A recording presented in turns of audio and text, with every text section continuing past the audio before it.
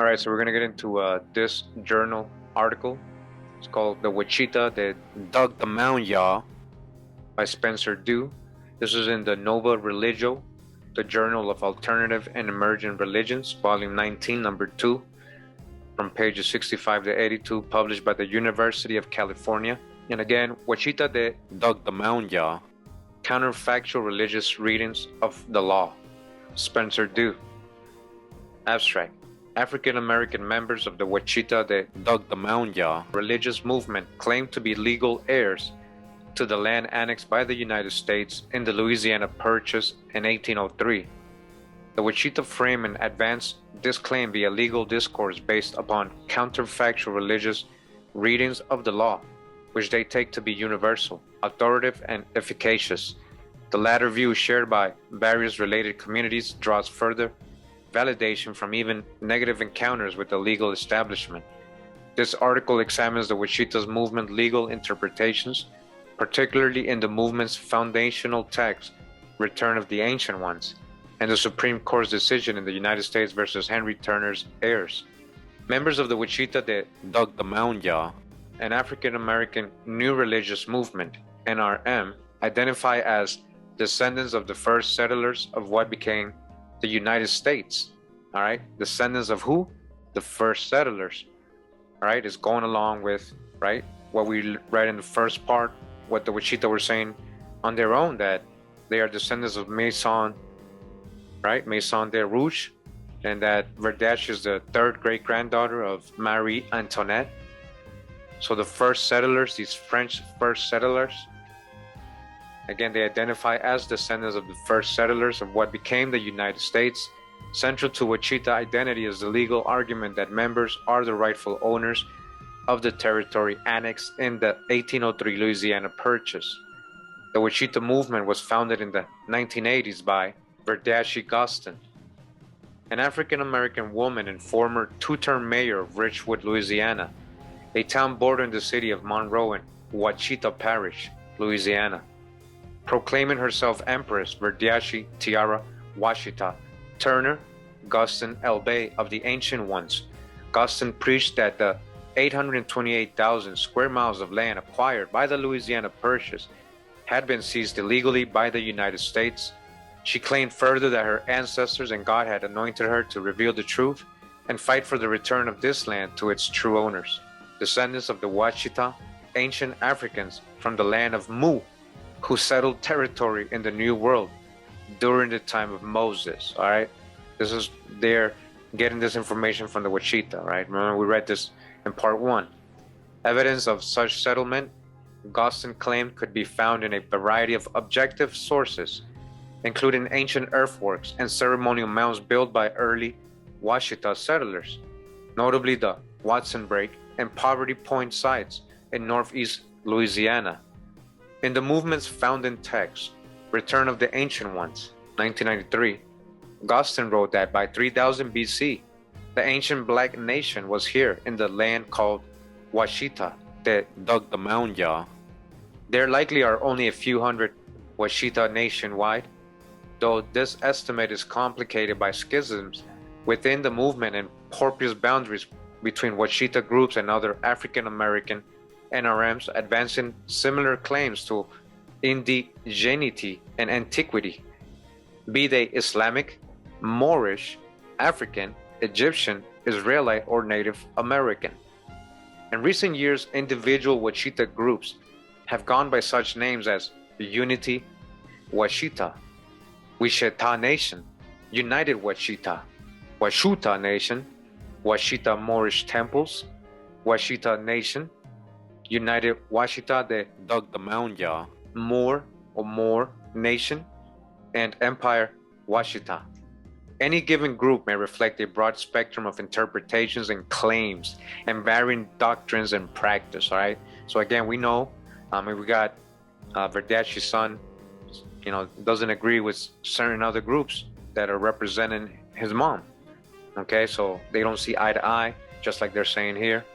Yet all groups share a reverence for the Empress and her Return of the Ancient Ones, which serves as scripture and anthologizes various historical and legal documents within a pedagogical framework. Return of the Ancient Ones includes primary documents related to the history of Louisiana and the Louisiana Purchase. These sources appear either in toto, such as letters from President Thomas Jefferson, and Louisiana's Code Noir or Black Code of 1724, or as selections, such as journal entries by explorers Meriwether Lewis and William Clark. All right, Clark, there goes the Clark, and page reproductions from unidentified history textbooks, along with interpretive advice to help Washitaw pull the lion cover of the past and present. The book's narrative is identified as historical and legal documented truth alongside the research Gostin used to uncover that truth. All right, so again, they put quotes. So readers are encouraged to employ hermeneutical model of discovering the objective truth and then correct popularly accepted historical narratives to argue for Washita land claims. These claims must be argued via this legal discourse, within which Washita, truth, and method have direct and potentially efficacious application. The articulation of claims in legal language and before representatives of the law is for the Washita, as for other communities in the widespread and diverse sovereign citizen or freeman movement and religious practice. Such engagement is advanced via community-specific forms of legal expertise achieved via faith and training in non-traditional knowledge of the law. The Washita believe that legal discourse will produce positive results. Their use, however, of pro se litigation, representing oneself instead of using trained attorneys, causes complications for the American legal establishment, which perceives these claims as nonsensical perversions of the law. In a 2012 court decision involving Washitaw member, United States District Judge Robert Kruger described Washita legal discourse as a senseless shuffling of legal terms and legally senseless colloquial layperson's expressions. The Washita's senseless legal discourse actually has emerged from a melding of religious and legal expressions in which such shuffling of terms is understood as expressing truth in such a manner that the legal establishment will share in the understanding intended by the speaker. This religious legal discourse follows a specific logic and represents a distinct hermeneutic used by various NRMs in the sovereign citizen movement, while deemed by the legal establishment to be counterfactual reading of the law. This hermeneutic assumes that secular law is authoritative and efficacious, and that the counterfactual readings are further validated by the American legal system's attention to them. Indeed, Judge Kruger's legal opinion could itself be considered part of this hermeneutics plausibility structure by scrutinizing and enshrining it within the legal record. Engagement in Washita truth claims, then, can be read as validation of those claims and the discourse used to argue for them, and the American legal system, despite its history of injustice and oppression, holds the promise of restoring Washita land to Washita. Continuing, it says here, Washita sacred history. The name Washita de Dugdahmoundyah links the group to history in two ways. Washita references Native American history and the Wachita tribe, whose name was given to the two rivers, marking the geography of what contemporary group members call Washita proper. The land bordering the Washita River in Texas and Oklahoma, as well as the Wachita River in Arkansas and Louisiana. The river runs through Wachita Parish near Monroe and the Watson Break Mound Complex in the northeast corner of the state, dated by archaeologists to around 3500 BC. All right, that's old, and that's according to their carbon datings, right? We got to trust it. The Wachita called themselves the Dugdahmoundyah Empire because they claim to be descendants of those who dug the mounds, and as such, heirs to the Watson Break and Poverty Point complex of plazas, residential ridges, and ceremonial mounds dated between 1700 and 1100 BC. The question of who built, used, and then abandoned the sites along with the fate of the builders, is an archaeological mystery, but the Washitaw offer an answer. Their ancient ancestors built the mounds as sacred spaces in response to God's command in Exodus 20:23 to 26 to build earthen altars. All right. So again, remember we read this in part one where she was using the exact same Bible verse as proof that they are the mound builders that did that in Poverty Point. I mean, that doesn't really say who specifically did that, right? It's just a Bible verse. Contemporary Washita continued to treat mounds as sacred, making individual pilgrimages to a variety of sites in the United States and referencing sites worldwide in their history narratives. A specific group connection to a mound site links its own geography to the sacred geography of the Washita Empire. Thus, Cahokia in Illinois, or Serpent Mound in Ohio, or Federal Hill in Baltimore are claimed as evidence that those areas rightfully belong to the Washita. All right, so you hear what they're saying about what the Washita are saying, that wherever there's a mound, that's their land. Right, so how do they connect? But what grandma connected them to mound builders? The Empire Washita group says prayers of gratitude to the mound builders, mentioning structures from Alabama to Michigan and California to Minnesota. The Empire Washita has held its annual holiday gathering at Poverty Point to celebrate the United States versus Henry Turner's heirs decision, and video footage shows Gostin giving an interpretive tour of Poverty Point to a group of Washita. Communal claims to their historically sacred land are the central feature of Washita religious thought. Specific theological claims, however, vary. Gostin used the Bible as reference to document her claims. Okay, this is what I was saying in part one. I mean, it's all good. You want to use the Bible, it's all good. Right? We get down with the Torah, you know. Well, at least I do. But, you know, if that's your sources, you know, then you're not going off any kind of genealogy or any kind of like historical records or anything like that. It's just that's a Bible verse. That Gostin used the Bible as a reference to document her claims, repeatedly referring to her salvation through Jesus. I recommend him to you that you may find the open door to the Great Spirit. You see, that's from her book. Yet this turn to the Great Spirit was a turn away from institutionalized religion. Gostin offered a spirit tied to Washita history and land claims, which allowed for a diversity of individual theological opinion. Some Washita rely on Christian language and imagery. Others espouse various religious interpretations of Islam, including African American variants such as Moorish science, of spirituality rooted in Native Americans' symbolism, just symbolism, or of ancestor-based spirituality rooted in African symbolism. Still others synthesize claims of indigeneity and matriarchy into new titles for the greatest spirit, such as spiraling force of the mother of all creation. Such accommodations of diversity nonetheless links back to a clear sense of the divine as an active force in Washita history. Gostin became empress not only through what she called consanguinity or blood inheritance of the matriarchal leadership position, but also through miraculous experiences and visions she interpreted as proof of her divine calling. She was just an instrument of God with no knowledge, but from my Maker, my Creator God, who sent her on a quest for truth, inspired her to pursue her distinctive research longing, and led her to devote her life to uncovering objective proof of Washita land claims. Gostin described her mission less in terms of communal leadership than in her example as divinely ordained research artist and archivist, commissioned to track down the truth that would convince those in power to return Washita land to its rightful owners.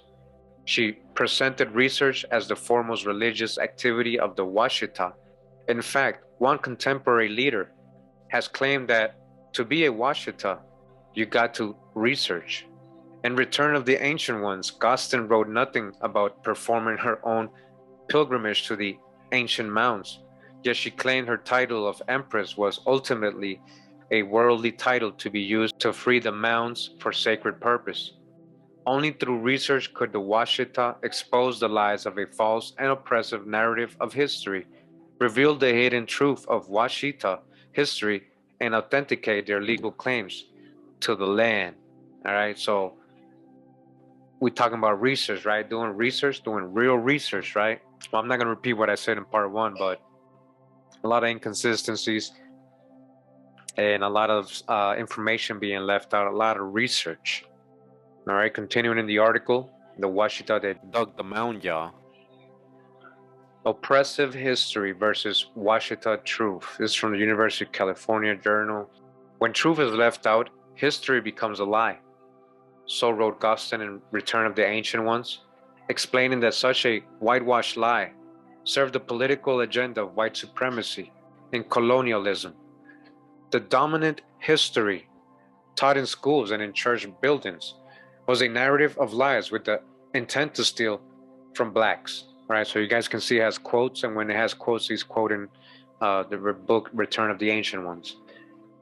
Hyphenating history, Guston drew attention to the patriarchal aspect of historical narrative that served as an arm of the system of white supremacy, injustice and oppression, specifically against the Washita. History authorized and marginalization of the Washita and the dispossession of their land, and Guston called it the Washita's number one public enemy. Her movement was designed to fight this enemy, to tear away the layer of white lies, keeping the Washita ignorant of their past and disenfranchised from their land. The struggle was a spiritual battle between the forces of God and of Satan, and the result would have practical ramifications for this world. The truth will set you free, Guston wrote, arguing that her book provided practical tools for getting the land back and achieving political sovereignty for the Washita. Critiques of dominant historical narratives and creative articulation of new ones are common to African American NRMs, and the Washitas seek the sort of cognitive orientation through historical consciousness. Described by Laurie Maffley Kipp, claims about historical truth, however, are less privileged than claims of legal truth on their own. Historical narratives lack the power of legal discourse.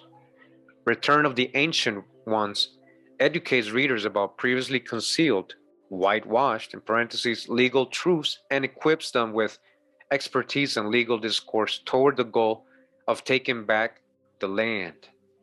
Central to the Washita land claim is the so-called 1848 Supreme Court case of United States versus Henry Turner's heirs, frequently cited as proving their ownership of Washitas proper, a 68,883 acre parcel of land in Ouachita Parish, Louisiana. The case is mentioned in Washita prayer and commemorated with an annual holiday celebrating the heirs' victory as a step toward Washita liberation from the United States. Guston devoted 83 pages of Return of the Ancient Ones to case documents, yet Washita claims regarding this Supreme Court decision contrast dramatically with the accepted facts. So I wanted to stop it right there real quick. We've been reading this article, and the guy's been pointing out a lot of things subliminally. I don't know if you guys noticed. He's been quoting the book Return of the Ancient Ones, and we can agree with what he just said about the Supreme Court's decision. We learned that, they won a district court case. It was appealed in the Supreme Court. We know Maison Rouge's stipulations and grants was for 30 families. He didn't fulfill that contract. He was also selling it to single men. It was supposed to be families. We know the 1797 survey that was done by him supposedly was fraudulent. It was done by Louis Boligny in 1802 or 3 later on, and that was very fraudulent. We learned that. So he's been pointing out a lot of things. He wants you guys to see, how there's a lot of biblical sources in the book, and just a lot of random information to try to fit themselves into the land and the claims, but none of it is really tying them personally to it. And the only thing that they say is actually tying them to it. The Maison Rouge land grant, we have already proven it wasn't for his heirs personally. So let's continue. The 1848 ruling in favor of the heirs actually had come from a district court, and in 1850 that decision had been reversed by the Supreme Court. The higher court ruled 5-4 that the Turner heirs had no legal claim to the land because Spain had never actually granted the land to the Marquis de Maison Rouge in the first place. Again, the stipulation of this court case, as he's saying, wasn't that the Marquis de Maison Rouge was supposed to keep it for himself only and his heirs only. It wasn't a personal thing. There was stipulation. He had to settle 30 families, and he never actually completed the contract. The Marquis had been merely an agent of the Spanish crown, sent to mark out territory for colonial settlement within certain indefinite boundaries and limits. Further, this land was available only to immigrants, immigrants, who agreed to accept the conditions of the Spanish government. The documents and only legal decision included in return of the ancient ones came from a lower court whose ruling was overturned by a higher one. All right, if you guys know about court and law, this is what happened for real. While Washita readings of this legal history are wrong, their claims rest in the assumption that law, legal history, and legal discourse are objective and universal means of articulating truth. Washita believed that their counterfactual claims about United States versus Henry Turner's heirs constituted compelling, objective proof to the wider world. Their education in and performance of legal expertise and discourse is designed to bring about specific results by speaking to a colonizing, white supremacist, legal and political system on its own terms, using evidence it will understand and respect. While this system acted unjustly in the past, it is bound by its own laws. Thus, it must respond to the United States versus Henry Turner's heirs' decision by returning Washita proper to the Washita. Continuing in this article, says hermeneutic method and return of the ancient ones. In describing her role in assembling Return of the Ancient Ones, Guston wrote, "I am not a writer, I am a reader, and I am tired of reading white lies." Her book then was to offer proof of those lies and the truth they concealed, presented as the central religious value of the Washita. This truth was objective and universal, and it was dependent on certain forms of expertise: historical, etymological, exegetical, archaeological, and legal. These categories of discourse were presented as authoritative in content, form, data, and the expertise to understand and articulate the significance of that data. For the Washita, this is what research means: the expert understanding and articulation of truth, hitherto concealed. All Washita, the empress thought, must become expert researchers in order to claim their rightful identity and inheritance. Return of the Ancient Ones is at once the culmination of Guston's research quest and a means of teaching the research she used in her sacred mission to restore Washita's sovereignty over the land. With textual and photographic reproductions of documents dating back over 200 years. One follower wrote, "This volume contains authentic copies of the treaties, maps, conventions, Supreme Court cases, and other legal documents that will silence the staunchest skeptics." The Empress offered a commentary guiding readers through the primary sources and showing them how to read and make use of such data. I picked up a copy of the official book of Louisiana Land that I had gotten from the Louisiana Land Office, written by the Historical Society of the state. What I read in this book was criminal theft of property by a national government and one of its illegal subdivisions, theft from ancient black people. I really want to tell you and others like you. Read it for yourselves. Here it is. I hope you will now understand why I had to pull the black cover of the white lies. For the next 17 pages, it is word for word what they gave me to be the truth. This declaration was followed by a short article from 1973 issue of the Louisiana Historical Quarterly, after which the Empress writes, "You have just read a State of Louisiana document. Have you ever witnessed such a lying document in your life? It was beyond my imagination. What has been done here is the theft of an empire that was black, legally so. As emphatic as her commentary was, Gostin nonetheless created that text that was remarkably writerly in Roland Barthes' sense. It created a need in the reader to wrestle with the text and participate in research as exemplified on the page, offering carefully selected, glossed, and framed documents embedded in the sacred historical narrative of the Washita people, as well as a personal account of her research quest. The Empress urged her readers to engage the primary sources directly and find objective proof of land claims for themselves, albeit while reading alongside her authorial presence. When instructing followers to read a 1940 document on Washita Parish boundaries, she commanded them to read it all, and then go back to the fourth page and fourth paragraph, and you will find the theft and their like uncovered, naked for all to see.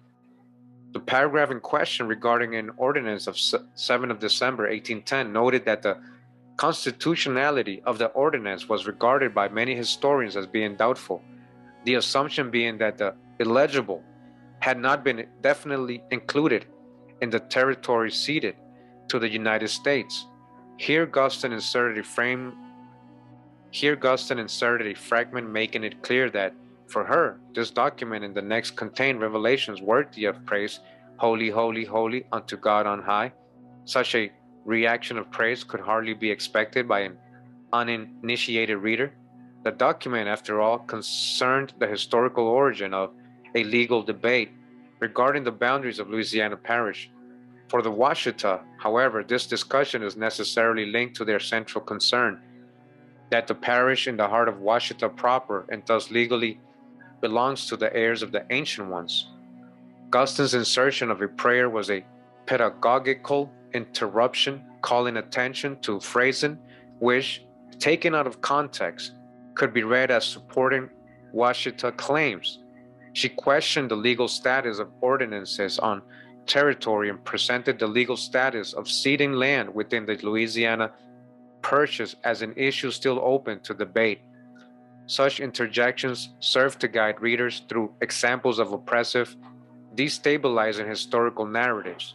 She reacted to and commented on the primary sources as a way to model a communal experience of the text while urging her followers to continue her work on their own. Read it for yourselves. Washita scripture is in part an anthology of oppressive primary sources assembled for the purpose of liberation. The documents are thick with historical evidence and woven together under the auspices of a coherent narrative. They stand as an enticement and challenge to the convert, who must make sense of and use this new knowledge. Washita hermeneutical efforts resist overturning dominant history narratives, instead appealing to objective proofs of truth contrary to accepted tradition. In effect, Gostin created a textbook framing sources for study and analysis along with her own examples and lessons. Readers were educated experientially, testing their own analytic skills on the documents with the promise that, like the Empress herself, they would be able to debate politicians, historians, archaeologists, and lawyers, and to testify in front of domestic and or international courts of law, where this ability to bring truth to light would be rewarded. The Washita motto, say our land, encapsulates this mission. To say our land restates sacred history and religious claims. Ultimately, it offers a potentially efficacious legal claim to speak such that the land will be returned. And continuing in the article, it says here, historical and legal proof of Washita claims. In 1803, the territory of the former Washita Empire was claimed by the United States. The Louisiana Purchase was illegal, theft against blacks, and a damn lie at its best. All right, so again, the parts where he's quoting is what he's quoting Berdiashi right there with the quotes. Wrote the Empress, emphasizing that the original landowners, the Washita, had not been consulted in the transaction. Gostin collected documents in her book that she said offered proof of the unbroken presence of Washita, as well as a paper trail of legal claim to the land. To accomplish both ends, she connected her movement to historical Native American groups, as well as to the European colonial powers who first claimed possession of the Louisiana Territory. Seeking proof of Washitaw presence before the arrival of white settlers, Gostin turned to the earliest account of territorial exploration, the 1804 expedition of Lewis and Clark. Expedition, she wrote, decoding the term by using her own folk etymology derived from the Washita, ex-spy, shishin, a sending forth of the embarking upon a voyage for exploration or battle, with the valence of speed. That was according to her. Ex-spy sishin was related to expedite, and to expedite speeds up the progress to rid the land of our people by any means necessary. This very word indicated that the true nature of the Lewis and Clark expedition had been to steal land and quickly. Understanding this required research and diligence.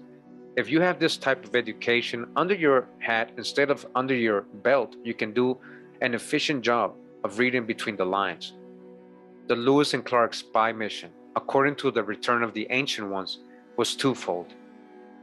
On one hand, the explorers recorded their observations. They documented everything in sight: the weather, the plants, the rocks, the minerals found, the people by tribe, by habits, by color, by warlike activities. For the researcher able to read between the lines, the Lewis and Clark records confirmed Washita claims. The first white man came to our good area and jotted down a history document. How do you know they were white men? Said, we were here. On the other hand, expedition reports intentionally obscured the truth. As agents of colonizing power in an oppressive, racist, patriarchal history, Lewis and Clark buried Washita truth under white lies. For instance, they replaced Washita with other names: Washas, Shaktus, Shaktas, and Tunicas. Hey, the Washas were kind of already there. They were kind of ancient there. I don't know what she means by that. Even Osage for Washita sages. So she's saying these were all Washitas, all these people. The name Choctaw was assigned to Washita because the latter were and are black, like chocolate brown in color. The chocolate black Washitas. All right, so they're quoting her, right? So this is from that book. Again, black crayon colors. We're not seeing any sources. It's just like opinions. This invention of Indian identity in the records of white explorers was part of a conspiracy to erase Washita, an explicitly black identity. This son of a Lewis or Clark failed to come out and say they were black, as they made no treaties with the blacks, even if they were pre-Columbian and owned their land. Lewis and Clark, however, had failed to edit out all clues of a black presence, mentioning a bushy-headed tribe who did not like the red man or the white man. Gostin seized on this as proof of a black nation in the land. To establish this land ownership as legal, Gostin did three things. She cited United States versus Henry Turner's heirs, which she believed was a recognized court ruling on the ownership of Washita proper, the center of the empire in Wichita Parish, Louisiana. She traced her interpretation of this ruling back into historical narratives, again revealing a hidden historical truth. Finally, she connected herself genealogically to the principal actors in this drama.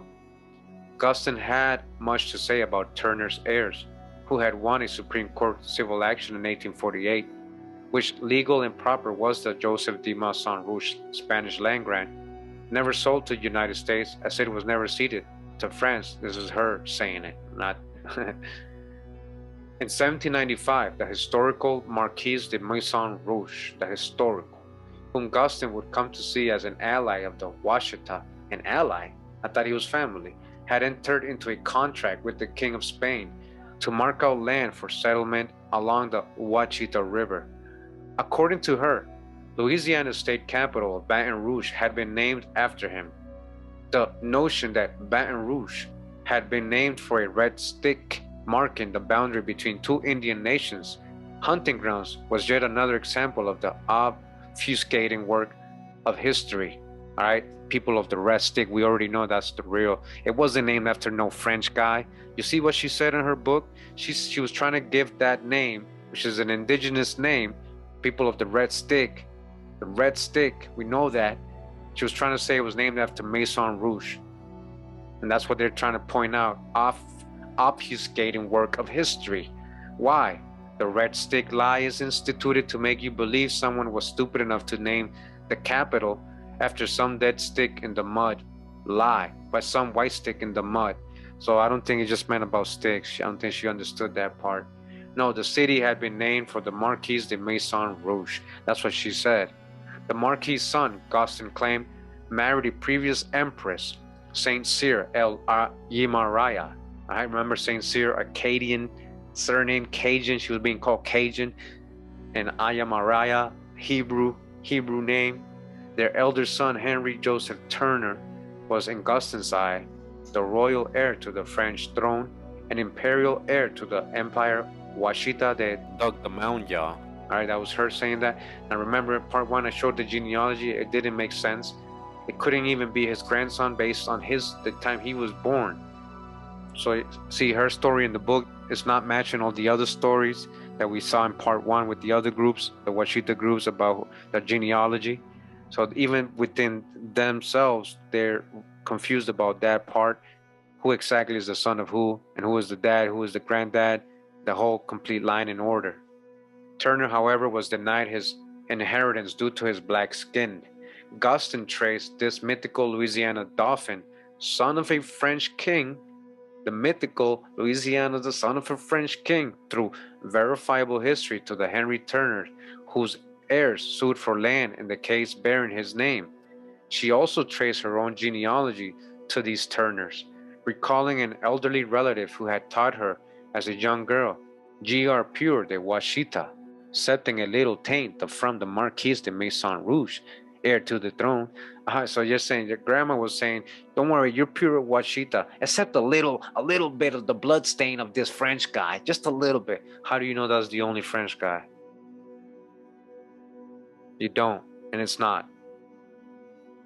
Gaston focused on what she called my legal family tree, because her reading of the Henry Turner heir's decision was relevant to her movement only by direct Washita connection to those heirs. She thus linked herself as matriarch to that inheritance on behalf of her people. These two sources of evidence, the presence of Washita when the first white explorers entered the land, and Washita ownership of Washita proper, found focus in the figure of Gaston, whose full imperial name paired with Washita Turner referenced this strategy of linking claims to historical and legal documents. As a Washita and a Turner, she was twice due the land at the heart of the former Washita Empire. All right, continuing in the article, says here, Washita faith in the law. The Washita Empire and its historical narrative has been characterized by the legal community as a lacking plausibility, as being fictional, and as making patently frivolous claims based on documents and arguments of dubious legal significance. A distinct Washita ethnicity has been dismissed as lacking credibility or proof, and the group has received no official government recognition as a people or a political entity. Yet the movement's members persist. In December 2014, the Empire Washita Group posted a website petition seeking 100 signatures supporting the 1848 Supreme Court decision United States versus Henry Turner's heirs. The petition, to be sent to all elected members of the Senate and House of Representatives, as well as to President Barack Obama, relied upon counterfactual interpretation of legal history and insists upon the authority of the legal system. Washita conception of law is predicated on acceptance of legal discourse as efficacious and an agent of palpable change in the world. As Sullivan Gill and Taussig Rubo have noted, law accepts law's account of itself as autonomous, universal, and above all, secular, meaning, in the first instance, religiously neutral, but also more strongly, paradigmatically rational. The law serves as a social and cultural role analogous to that served by religion. In particular, the hope that the law, properly understood and administered, will function as a vehicle for the transformation of society. For the Washita and other sovereign citizen related new religious movements, these roles have been collapsed into one, with religious expression taking the form of legal discourse and performance. Catherine Wessinger, writing on Montana Freeman besieged on a farm in 1996 by FBI agents, argued that faith in and use of legal interpretations resembled faith in and use of magic, consisting of rituals, often involving speaking or writing words of power that are believed to have the power to effect changes in the physical world. Likewise, the Washita used legal interpretations in the hope of bringing justice and resolution to domination and oppression. The movement's engagement with United States versus Henry Turner's heirs has this quality of magic. Like the Montana Freemen and other sovereign citizen groups, the Washita believe in an idea of law as universally understandable and accepted. Unlike beliefs such as transubstantiation or reincarnation, the consequences of which exist largely within the specific community of believers, Washita faith claims about legal opinions regarding land granted to the Marquis de Maison Rouge are believed to transcend the faith community as universally recognizable and authoritative. They are, as Gustin wrote, the undisputed truth, recognizable to persons of an authority within the legal establishment. Armed with this truth, Washita members seek to reclaim their rightful territory in a variety of ways, ranging from such sovereign citizen actions, like a sovereign citizen, as rejecting facets of American legal jurisdiction to petitioning the Bureau of Indian Affairs, appealing to the United Nations, and sending letters urging Congress to recognize Henry Turner's heirs. The validity of the Henry Turner's heir case is central to Washita's claims about the past and hopes for the future. According to Gustin, it offered immediate and irrefutable evidence that the Louisiana Purchase was the key to the conspiracy of erasing Washita history and stripping them of their land. Continuing the article says here, plausibility and proof. Washita engagement with United States versus Henry Turner's heirs is a counterfactual legal hermeneutic characterized by insistence upon inaccurate, and in this case completely inverted, understandings of legal history. This hermeneutic has three essential traits.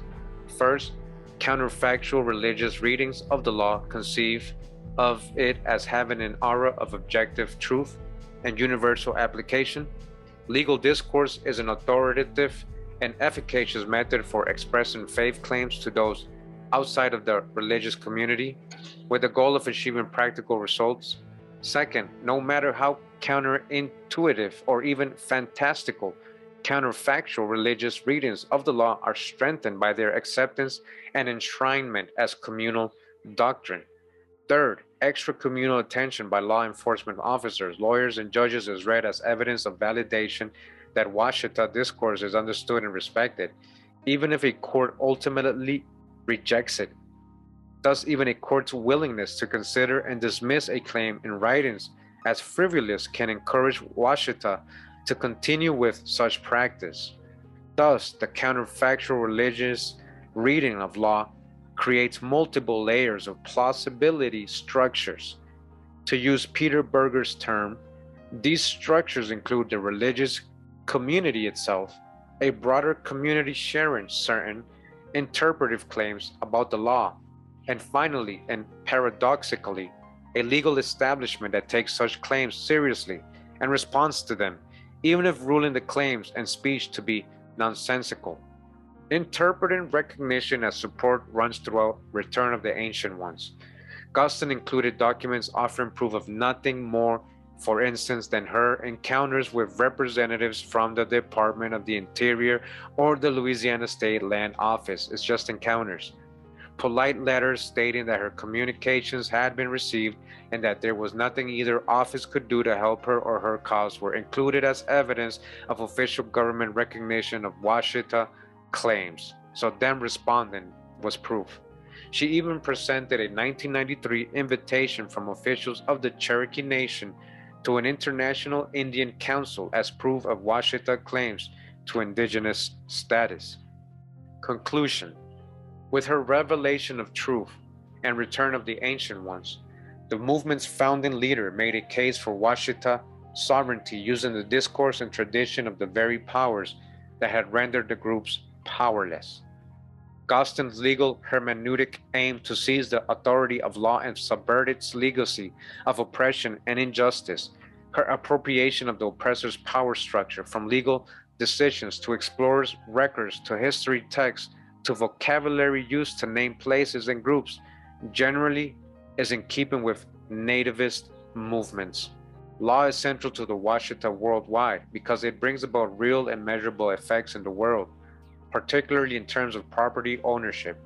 Likewise, it is the nature of legal discourse in the legal arena to arbitrate conflicting opinions or narratives and facilitate a decision on validity of claims.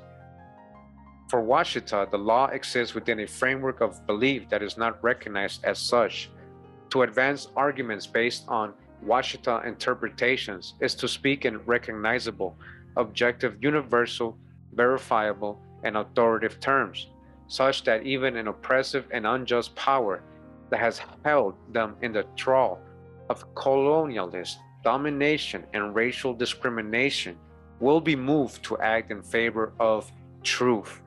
Washita truth is found in Return of the Ancient Ones, its teachings on research and history, reading between the lines of history, and advancing claims within the Washita legal hermeneutic. Guston's work is thus recapitulated daily as the Washita argue their interpretations of history and law and struggle for the return of their territory.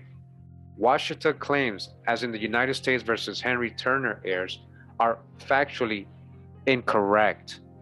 Yet counterfactual readings enshrined as doctrine are bolstered by belief in the legal system's authority and universality by specific interpretations within the movement and among related communities, and by legal encounters in which even dismissal of Washita claims can be read as validation. The Washita case is not unique. Indeed, its hermeneutic is shared by NRMs across the range of sovereign citizens. So all these groups doing all this sovereignty is the same thing. And freeman movements that contest normative interpretations of law and legal history while idealizing law as means of redemption from oppression. For such communities, legal arguments and discourse become the most important mode of religious performance. All right. So I'm at this website, moors.com. All right, you come here and, the same old things, basically what I showed in part one, the same information. But I just wanted to go down here where it says click here for full pages. And it brings us to this page right here. And this is what the guy who wrote that article we just read today was talking about, is what the Washita Nation uses is like correspondences back and forth and a recognition. They're saying of the UN, but let me show you guys something. So this is what they're saying. This is a piece of the brochure, because literally it's like a brochure of the event, of what's happening that day, and listing who's going to speak, who's attending, what organizations are there. In Washita, the Dugdahmoundyah is one of them. It says oldest indigenous people on earth here, it says, and look at the names: Bay, LL, Bay, Tall Miles, and Bay. But so they go on to show the cover of this Economic and Social Council, which was held in '96, which Verdashi and I guess the Washita Nation was participated in or was invited to. And I just want to show you this. This is where they got that part where they're saying they're being recognized. But if you really pay attention to this, this is literally like a brochure. They gave this information. It's not like they're calling them Washita, the Dugdahmoundyah, the oldest indigenous people on earth. It's not like the UN is stating that. This is the information they provided the UN. You can tell by the different organizations that's above and below them. You got the Waianae Alero Foundation, you got the United National Liberation Front of Manipur, you got the United Liberation Front of Assam, you got Tribal Council Treaty for First Nations, you got Tribal Act Tradition for Demand, you got Torres Strait Regional Authority, you got the Third World Movement Against the Exploitation of Women, you got Tenton Sioux Nation Treaty Council. Is this the UN giving all these people different names and giving them these titles? This is the name they provided the UN. You can tell this is the information they wanted to be listed as. They wanted to be listed as this. So the Washita gave them this information that when they say, who are you guys? This is what we want you to put. Washitaw de Dugdahmoundyah, new Yvette, oldest indigenous people on earth. Once they published that and printed this on this brochure, then they used that to say, oh, look, they recognized us. The UN recognized us. But the UN never really straight up said that, literally. This is just on the brochure printed right here. He also mentioned how they use correspondences back and forth. This is just one example, but I have many. Somebody sent me a link with all these letters going back and forth, but really they're just correspondences going back and forth. They're not saying nothing really substantial, important. It's just them acknowledging them and responding back. So the Washitaw Nation used that like that was some legit acknowledgement of something. But they respond to many organizations. Of course they have to. That's the UN. They, by law, and of course, they're all about helping indigenous groups. Of the Washitaw Nation says they're part of indigenous groups of America. Of course, they're going to hear them out and respond to their letters. That's normal. All right. So again, just wanted to show that, and that's what he was talking about. So as you guys can see, I mean, he pretty much went over the three parts, you know, what I showed in the three parts. He just said it in a different way, in a scholarly way. He has footnotes and he has very good points. But I hope you guys enjoyed this series. I just wanted to leave out there. There's still an open investigation into this lost dolphin, right? And the Turner's connection and all that. We're going to continue that investigation probably in the future and later videos to see what we can find, hopefully, because it is very interesting still. Again, this is nothing personal. Make sure you're doing or trying to do your genealogy, trying to know yourself specifically, not just assuming anything. You got hundreds of grandparents. You got many lines to trace. And there might be some amazing things you might be missing out on if you're not looking. So again, thank you for tuning in once again. Hope you enjoyed this series. Much love and respect. Pura vida. Wow.